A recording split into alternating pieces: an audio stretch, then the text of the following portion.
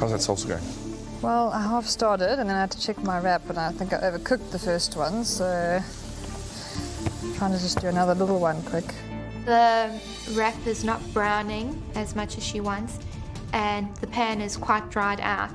So I see her constantly adding more butter, so the wrap is soft when it comes out of the pan and not hard. How many wraps are you going to put on the plate? One. Okay, so you know what? Get that one done first. Okay. Worry about the rest of it later. Get that one that you can present to us done. Get your salsa finished. Worry about this sort of thing later. Yeah? 10 minutes left, and Francois has not even started his lamb. I'm worried. Francois, you must put your meat in the griddle now so that it has time to rest.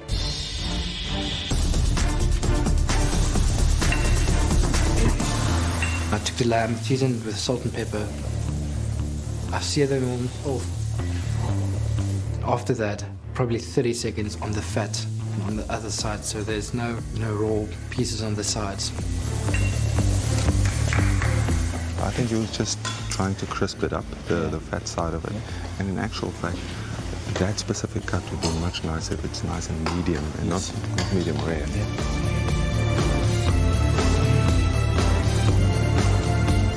Think about your meat, Francois.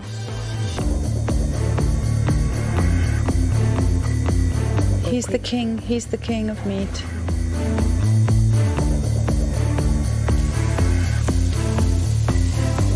What temperature do you want to cook it, Francois? Medium, chef. Medium. Okay, so I saw when you cut that up and it was still pretty medium rare. Yeah, It's almost more rare, yeah. And you need time to rest it a little bit as well. Yes, especially if you cook it medium. So make sure. Must be. Yeah. Geez, it's a bit too medium rare. I wanted actually just medium. So I grabbed the lamb. Luckily the plate's very hot still. I just seared it off for about 30 seconds at each side, because I know that lamb that I've put on now is quite thinner than the one I sliced.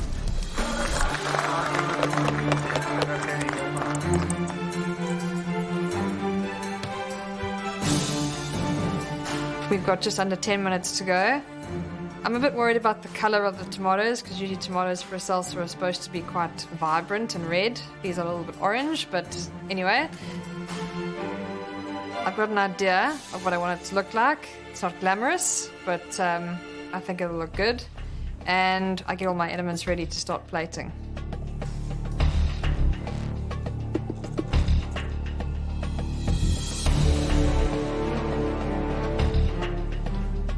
Took out my potatoes, crushed them along with all the herbs inside of it, put that aside, that is ready for plating.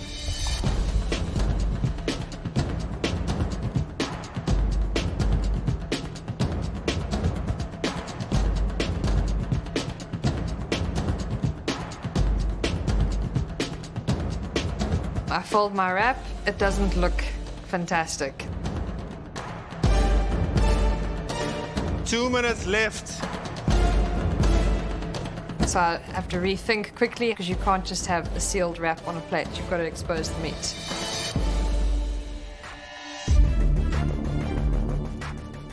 So I rolled it up a little differently. I cut it in half and I place it so that you can see into the wrap.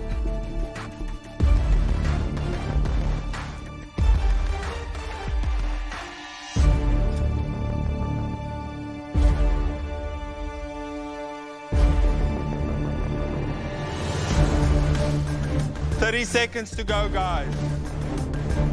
Finish it off.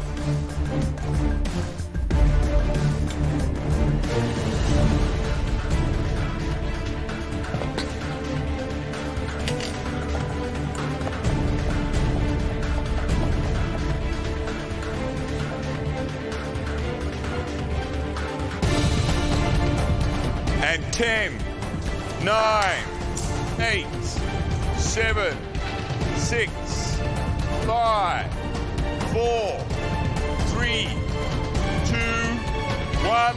Time's up. It's all over.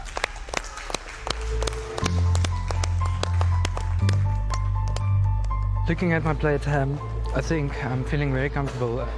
I'm always loving to make something creative out of what is in the fridge. That was hectic. I don't know. It tastes good. I just hope it's good enough for MasterChef.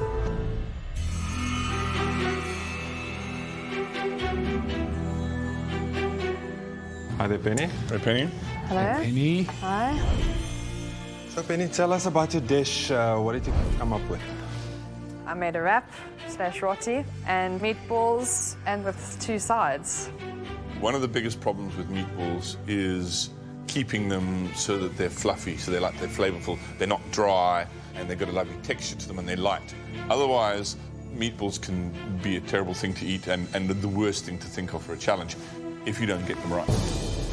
We shouldn't worry too much on the wrap, because a lot of people that come from your part of the world, which is KZN, you know, make their own rotis, especially when they do curries. But I think that you're a bit comfortable in that, and I'm not expecting that I'll be disappointed, but obviously it remains to be seen when I taste that it's not too doughy, the elasticity is there, and that I don't chew too much on it.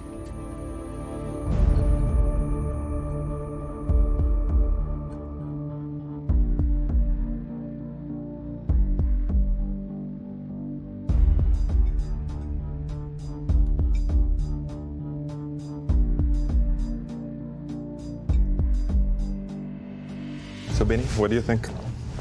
You know, in actual fact, we should have been using our hands to eat this, because that's what it's meant for, where you wrapped it in there properly and everything packed in there, nothing leaking, nothing cracking. But the flavor was definitely there. Thanks, Benny.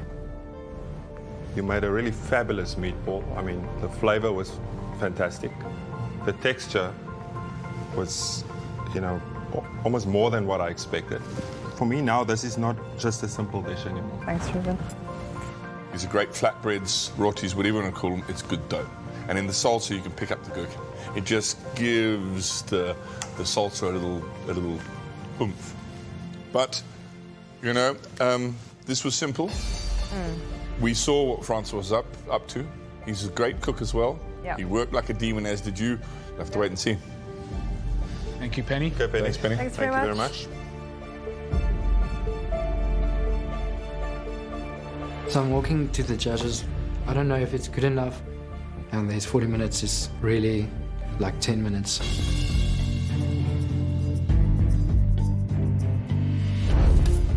So, Francois, what did you come up with? Some beautiful lamb chops and the 3 different colors of the peppers.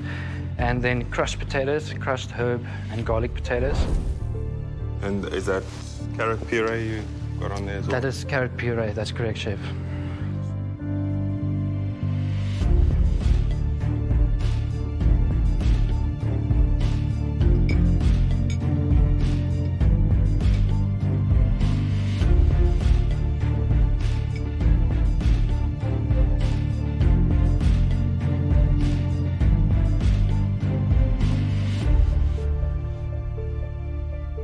First, I want to say it's a great looking plate.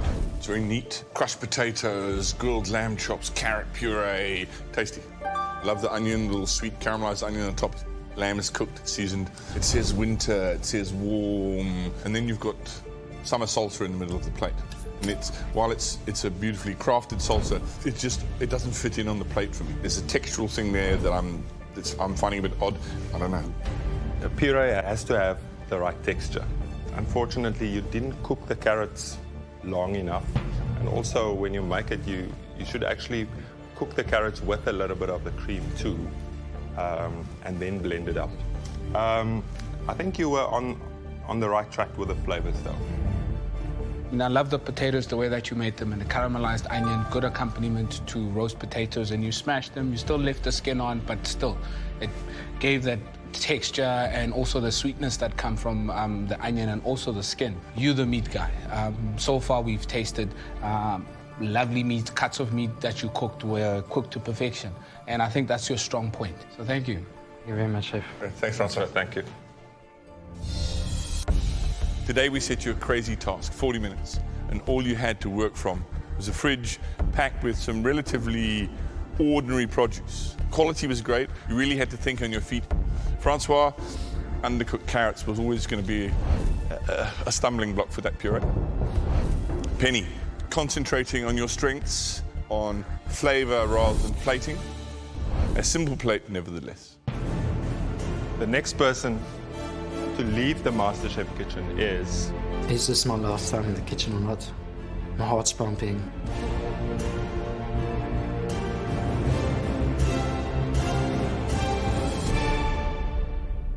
Front row. Today was very, very close. You have the passion. You're a young guy.